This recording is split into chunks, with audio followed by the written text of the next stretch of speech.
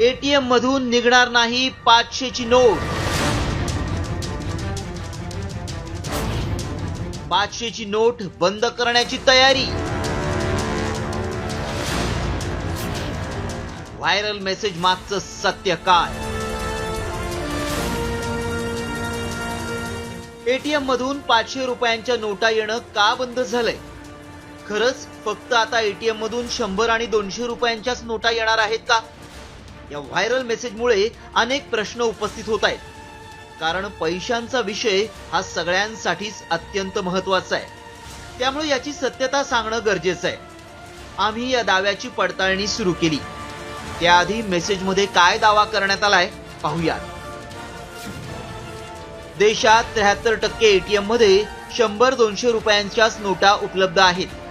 आरबीआयनं 100-200च्या नोटांची संख्या वाढवली आहे.